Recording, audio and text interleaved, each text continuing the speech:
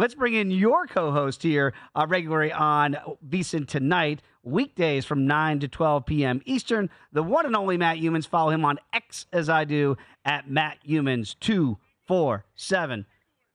Matt, what did you make, as the late, great Jack Buck once said, I don't believe what I just saw. Did you believe what you saw in that second half of the Niners and Lions? It's great to be on tonight with Super Dave Ross and Wes the Animal Reynolds. And I will tell you that at halftime, I'm at a party in San Diego. I came down here yesterday to the Farmers Insurance Open to watch all the golfers that Wes Reynolds and I bet crap out on the Torrey Pines course yesterday. Boy, isn't that the truth?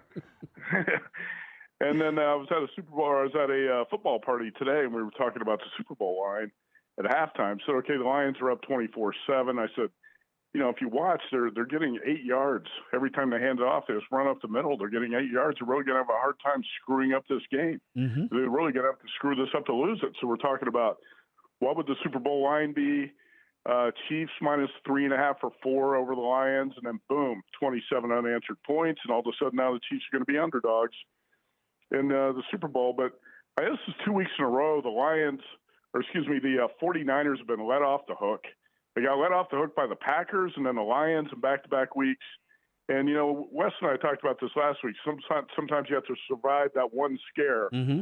and then you roll going forward, and that happens a lot of times in the NCAA tournament. Well, the 49ers have had 2 scares now, and they should have lost both games. So I'm not exactly sure what to make of it. We can talk about this a little bit more, but I thought the Super Bowl line was going to be Niners minus 2.5, maybe 3. So, it's sitting right in that neighborhood we thought it was going to be.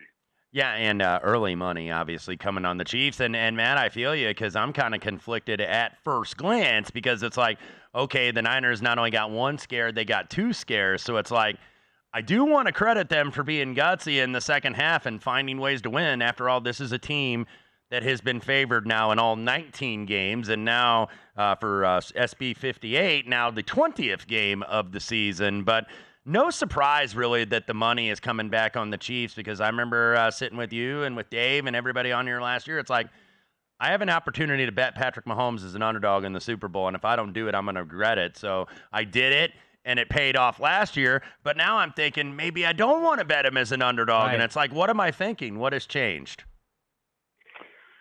Well, that's a good question, because you were right about that a year ago. Mahomes is a dog, definitely the right side. You know what? I bet the Chiefs in all 3 playoff games this season. And I don't think there were many people who thought the Dolphins were going to go to Kansas City and win that game in the bitter cold. But the last 2 weeks, all I heard was, well, the Bills are going to take out the Chiefs. The Ravens are going to take out the Chiefs. I stuck with the Chiefs. I'm probably going to stick with them in this game. And I don't want to oversimplify the handicap of it, but Brock Purdy, again, was really shaky today. He came up with some big plays in the second half to help the 49ers pull that one out of the fire. But it comes down to the 2 quarterbacks. Who do you trust in the second half when the game's on the line? Do you trust Mahomes or do you trust Purdy? And just because the Chiefs have been paying me off, I'm probably going to stick with the Chiefs here. I was actually hoping to get 3. It doesn't look like that's going to be the case. But, again, hey, this 49ers defense, a lot of times the injuries that happen over the course of the year, because football is a game of attrition, mm-hmm. and you tend to forget about the injuries.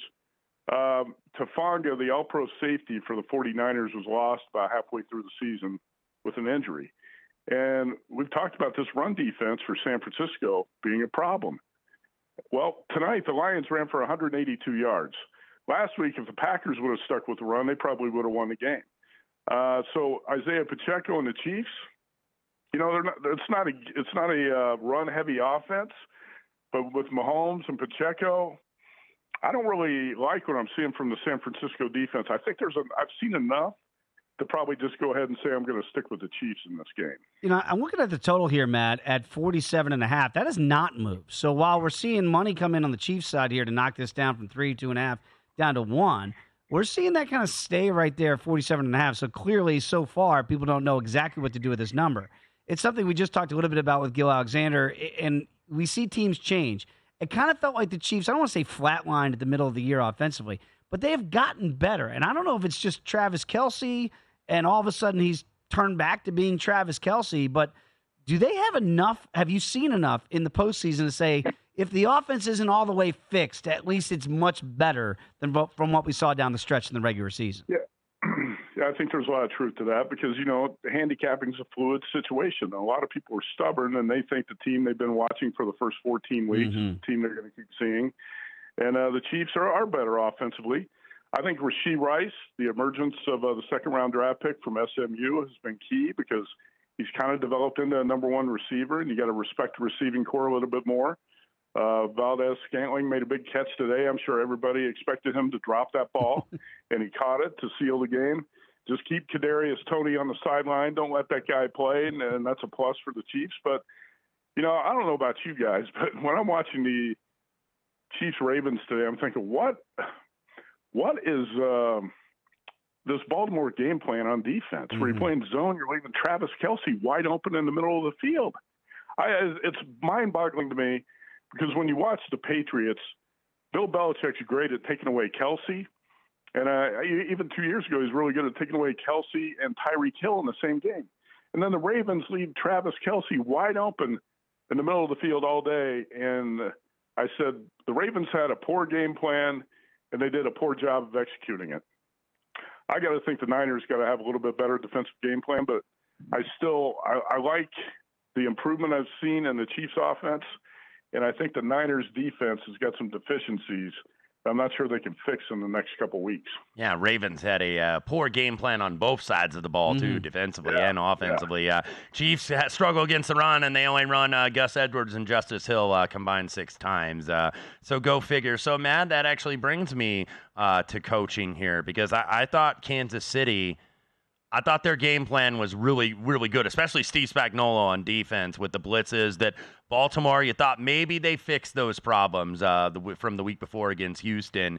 4 sacks today. Lamar was under pressure. Ravens never really had any answer for the blitz. And then offensively, I thought Reed and Matt Nagy, very good, very consistent. Ran the ball a little bit. We're a little bit more conservative in the second half. So when you look at the coaching in this game, because these two teams are pretty equal and the point spread, of course, bears that out, who do you give the edge to? Do you go with Andy or do you go with Kyle Shanahan here? That's a tough one. Actually, I'm going to say I'm going to go with Spags. I like Steve Spagnuolo. I thought his defensive game plan today was outstanding.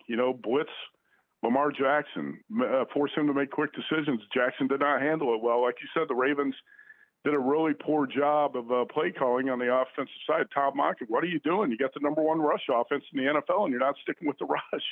I thought Steve Spagnuolo probably won that game for the Chiefs with his defensive attack. And I'm a little bit disappointed, actually, in the Chiefs offensively in the second half because I think the first 5 series all ended in punts, if not the first 6. And they got way too conservative with that and just sat on a 10-point lead like they were going to milk the clock too soon. I think I'm not going to give an edge in terms of the coaches, but I think the Chiefs get a bit of an edge because, this was a 6th straight AFC championship game they played in. They got a lot of veterans on this team, and it looked today like the Chiefs have been here before, and it looked like the Ravens had not. So I think experience does count for something, and I think that the check mark's got to go in the box of the KC side on that. If we go to the special teams check mark in a game that right now is just a 1-point favorite for the Niners, we've got to check that box for Kansas City, right? And I don't know if what we saw Moody missed a field goal today early in that game for the Niners. That could be in a game that we're thinking, at least from the numbers that we're seeing right now, could be very, very close. How much of an advantage is that for Kansas City to know that they got one of the elite kickers in the league and San Francisco's got a rookie? Yeah, it's probably a little bit of an edge, and it might be just enough of an edge to decide the game. You never know when special teams are going to come into it. Like today, you'd think Justin Tucker might be a weapon, but he was never a factor in the game from the Baltimore perspective. So I'm probably going to stick with the Chiefs as I've been thinking about this and thinking about how lucky the 49ers are to get off the hook against NFC North teams on back-to-back weeks and how I don't like their run defense and what we're seeing when teams can gouge them against the run. I think KC should be an underdog here, but like Wes Reynolds said last year, when Mahomes is a dog, I feel like I have to take him, and I took him the last 2 weeks against the Bills and the Ravens, so I'm probably going to take him again, I know you guys got a lot of time to talk about this game. It's baffling to think about all the mistakes the Lions made in the second half to lose that game today. Yes. And you're talking about special teams. How about the one where they had a chance to down the punt at the 1 yard line? The guy steps in the end zone. I mean, there are 10 major mistakes you can rattle off that the Lions made in the second half to lose Gibbs that game. fumble, the ball going off Vildor's face mask Reynolds right drop. into Ayuk. Yes, absolutely. The fourth down drop, the incomplete to St. Brown. So a lot of things that went wrong for Detroit and Dan Campbell here this afternoon. Matt, got about 20 seconds left. We were talking with Johnny Avello of DraftKings. He thinks this line's going back to where it originally was, maybe closer to 2.5. I thought it might hit pick at one point. Where do you think this number's going? It's down to 1.5, 1 now. Yeah, I think 2. We were talking about this tonight, and I think the right line's probably 49ers -2.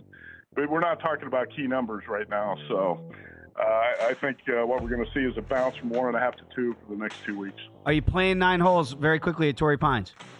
No, I'm not. I'll be back in studio tomorrow night with Wes Reynolds on VSiN Tonight. And we'll talk about Torrey Pines and the disaster that was. Congratulations, Mathieu Pavone. Thank you so much, Matt Youmans. Go to VSiN.com/subscribe to become a VSiN Pro subscriber today.